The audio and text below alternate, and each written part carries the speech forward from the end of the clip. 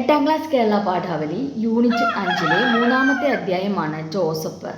ഇത് SV വേണുഗോപൻ നായർ എഴുതിയ SV-യുടെ കഥകൾ സമ്പൂർണ്ണം എന്ന ഗ്രന്ഥത്തിൽ നിന്നും എടുത്ത കഥയാണ്. ഈ കഥയിലെ 2 കഥാപാത്രങ്ങളാണ് ജോസഫ് എന്ന കൃഷിക്കാരനും പിന്നെ ഈ കഥ പറയുന്ന കഥാനായകനും. ഒരു കാലത്ത് കഥാനായകന് കുടുംബസ്വത്തായിട്ട് ഒരുപാട് വയലുകൾ ഉണ്ടായിരുന്നു. ആ കാലഘട്ടത്തിൽ കഥാനായകൻ്റെ വയലുകളിലെ പണികളൊക്കെ എടുത്തിരുന്ന കഠിനാധ്വാനിയായ ഒരു കൃഷിക്കാരനായിരുന്നു ജോസഫ്. അയാൾക്ക് താഴെ പണിയെടുക്കുന്നതിൽ സഹായിച്ചിരുന്ന കുറേ കീഴ്ത്തൊഴിലാളികളും ഉണ്ടായിരുന്നു. അവരെല്ലാവരും ചേർന്നാണ് പാടം ഉഴുതുമറിക്കുകയും വിതയ്ക്കുകയും എല്ലാം ചെയ്തിരുന്നത്. ഇതിനെല്ലാം മേൽനോട്ടം വഹിച്ചിരുന്ന വളരെ സമർത്ഥനായ കൃഷിക്കാരനായിരുന്നു ജോസഫ്. അയാൾ തൊടുന്നതെല്ലാം പൊന്നായി മാറുമെന്ന് അവിടുത്തെ ആളുകൾ വിശ്വസിച്ചു. ഇതൊക്കെ കഥാനായകൻ്റെ കുട്ടിക്കാലത്തെ ഓർമ്മകളാണ് കേട്ടോ. കഥാനായകൻ്റെ കുട്ടിക്കാലത്ത് ഏറ്റവും വലിയൊരു ആഗ്രഹമായിരുന്നു കാളകളെ കെട്ടിയിരിക്കുന്ന കലപ്പയുടെ മുകളിലിരിക്കണമെന്ന്. ആ ആഗ്രഹം പോലും പലപ്പോഴായി സാധിച്ചു കൊടുത്തത് ജോസഫായിരുന്നു. അതുകൊണ്ട് തന്നെ കഥാനായകന് ജോസഫിനോട് വളരെയധികം അടുപ്പം ഉണ്ടായിരുന്നു. കഥാനായകൻ തൻ്റെ അച്ഛന് രാവിലെ കഴിക്കാനായി കൊണ്ടുവന്ന ഭക്ഷണത്തിൽ നിന്നൊരു ഭാഗം ജോസഫിന് കൊടുക്കുകയൊക്കെ ചെയ്യുമായിരുന്നു.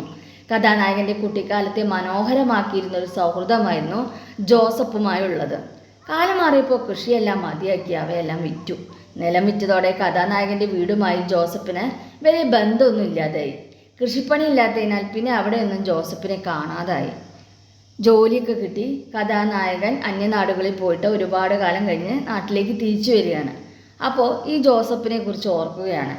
അയാളെക്കുറിച്ച് പലരോടും അന്വേഷിക്കുന്നു. എന്നാൽ വ്യക്തമായൊരു ഉത്തരം ആരിൽ നിന്നും കിട്ടുന്നില്ല.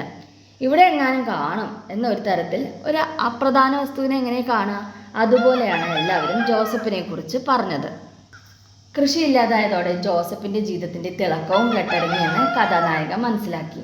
വീട്ടിലും നാട്ടിലും അന്വേഷിക്കുമ്പോഴും ഒരു തരം പരിഹാസം കലർന്ന ഒരു ഉത്തരമല്ലാതെ ജോസഫിനെ കുറിച്ച് വ്യക്തമായൊരു ഉത്തരം കിട്ടുന്നില്ല.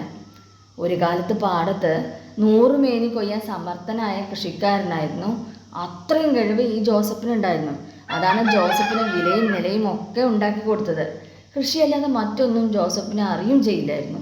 ജോസഫ് മണ്ണിനോടും വിത്തിനോടും ഒക്കെയാണ് ഏറ്റവും കൂടുതൽ അടുപ്പം സൂക്ഷിച്ചിരുന്നത്. വിത്തിനെ എപ്പോഴും തൻ്റെ കൈവള്ളയ്ക്കുള്ളിൽ സൂക്ഷിച്ചിരുന്ന കൃഷിയെ അകമഴിഞ്ഞ് സ്നേഹിച്ച കർഷകനായിരുന്നു ജോസഫ്. ജോസഫിനെ തേടിയിറങ്ങിയ കഥാനായകൻ ഒടുവിൽ അയാളെ കണ്ടെത്തുന്നത് പഴകി ദ്രവിച്ച കൽപ്പടവുകളൊക്കെയുള്ള ഒരു തോട്ടുവക്കിൽ വെച്ചാണ്. ജോസഫിനെ കണ്ട ഉടനെ തന്നെ കഥാനായകനെ മനസ്സിലാവുകയാണ്. തൻ്റെ കയ്യിലുള്ള വിത്ത് വിതയ്ക്കാൻ തനിക്ക് ഇത്തിരി പാടം തരാമോ എന്ന് ജോസഫ് അപേക്ഷിക്കുകയാണ്. വർഷങ്ങളായി ജോസഫ് ഒരു കിഴിയിൽ ഇത്തിരി നെൽവിത്ത് കെട്ടിക്കൊണ്ട് നടക്കുകയാണ്.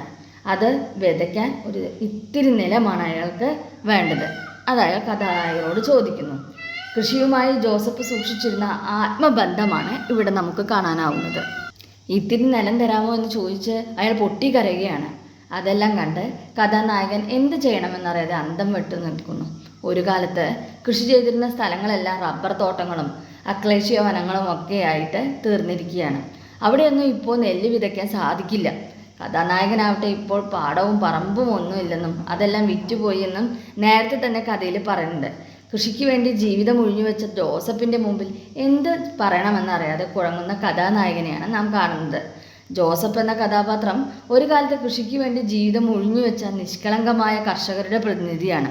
കഥാനായകനാവട്ടെ ഒരു കാലത്തെ പ്രതാപത്തെക്കുറിച്ച് ഓർത്ത് ജീവിക്കുന്ന, എന്നാൽ ഇന്ന് കൃഷിയുടെ നന്മയോ പച്ചപ്പോ ഒന്നും കാത്തു സൂക്ഷിക്കാൻ കഴിയാത്ത, അതിൽ നിരാശയുള്ള, കഴിഞ്ഞകാല സ്മരണകൾ മാത്രം നെഞ്ചിലേറ്റി ജീവിക്കുന്ന മനുഷ്യരുടെ പ്രതീകമായും ഈ കഥയിൽ നിലനിൽക്കുന്നു.